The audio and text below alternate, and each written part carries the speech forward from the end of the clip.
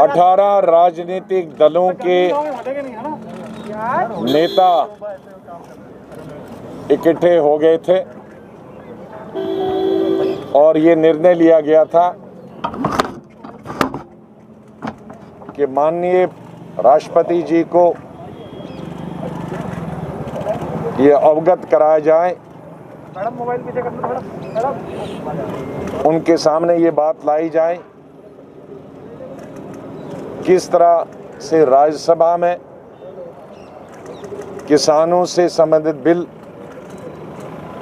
को पास किया गया और जो किसान हिंदुस्तान की रीढ़ की हड्डी है, किसान जो देश का अन्नदाता है, आज अगर देश में 70 या 80 हज़ार गरीब लोगों को अनाज बांटा जाता है तो ये सब सिर्फ हमारे देश के किसानों की वजह से है, क्योंकि वो खून पसीना एक करके अनाज पैदा करते हैं, फिर उसको हम बांटते हैं। तो इसलिए किसानों से संबंधित जो बिल था, ये सरकार को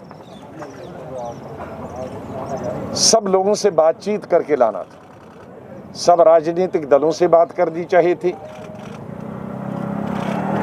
और किसानों के जो लीडर्स है, north, south, east, west, central India, सबसे बात करनी चाहिए थी और एक ऐसा कानून लाना चाहिए था जिससे किसान खुश होते और उनका भी समाधान होता।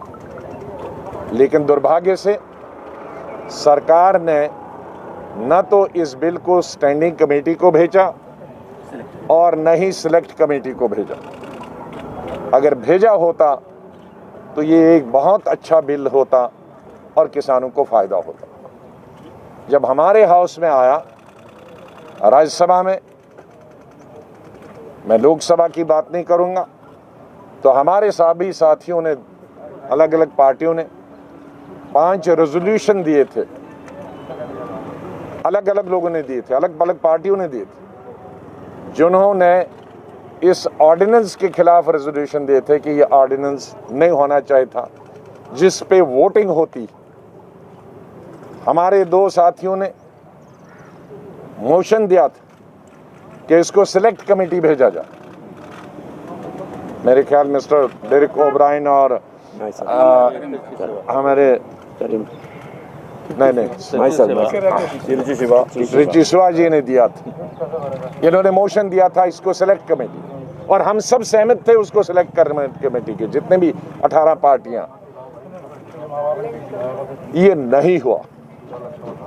फिर हम लोग बैठे और 15 लोगों के ही सिग्नेचर, 15 पार्टी के सिग्नेचर हुए, क्योंकि रात देर हो गई थी जब हमने लेटर दिया। 3 पार्टीज के हम सिग्नेचर नहीं करा पाए और राष्ट्रपति जी को हमने ये पत्र लिखा और कहा कि हम अपॉइंटमेंट भी मांगते हैं और ये आपको एडवांस में कॉपी भेज देते हैं कि राज्यसभा में जिस तरह से ये कानून पास किया और वैसे ही कानून पास किए जाते हैं पिछले कई सालों से, जब से नई गवर्नमेंट आई है।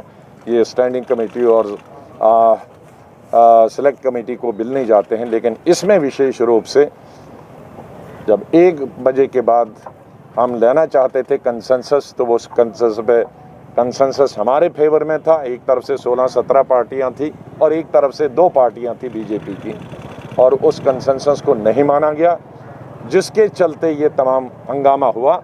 इसलिए हंगामे के लिए अपोजिशन जिम्मेदार नहीं है, हंगामे के लिए सरकार जिम्मेदार है कि जिनको कहना चाहिए था कि आज मत चलाओ, हमारे पास नहीं है कंसेंसस, उस पर बनता है कल चलाने के लिए।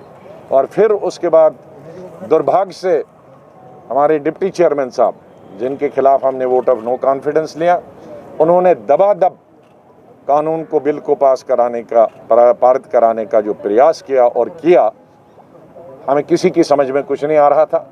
जो खड़े थे उस सदन में, जो लोग बैठे थे लोकसभा में, उनको कुछ मालूम ही नहीं हो रहा था क्या है, क्योंकि आवाज़ तो राज्यसभा में भी सुनाई नहीं दे रही थी।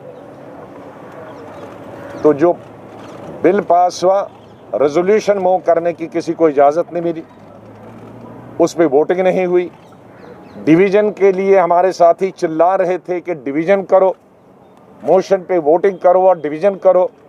ना वोटिंग हुई, ना वॉइस वोट हुआ, ना डिवीज़न हुई, ना लॉबीज़ क्लियर हुई, कोई डिवीज़न के बगैर। तो जिस तरह से तमाम हदें हिंदुस्तान के कॉन्स्टिट्यूशन की, संविधान की, रूल्स की, रेगुलेशंस की, प्रोसीजर्स की धज्जियां उड़ाई गई हिंदुस्तान के सबसे बड़े जो लोकतंत्र का टेंपल है, उसी में कॉन्स्टिट्यूशन की धज्जियां उड़ाई गई।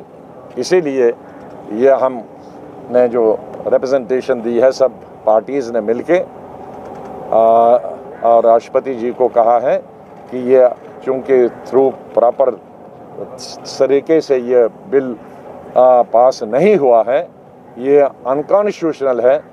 माननीय राष्ट्रपति जी इसको वो कानून भारत के संविधान के रखवाले हैं, वो इस बिल को वापस भेज दें और ताकि उसमें दोबारा से चर्चा हो जाए और थ्रू प्रॉपर रूट आ जाए और उसमें चर्चा के साथ साथ जो अमेंडमेंट्स हैं वो अमेंडमेंट्स भी लाए जाएं, रेजोल्यूशन पे दोबारा वोटिंग हो जाए, तो तब जाके जब आएगा तब इसको अपनी स्वीकृति दें, वरना तब तक इसको आप स्वीकृति नहीं दें, इसको आप वापस करें।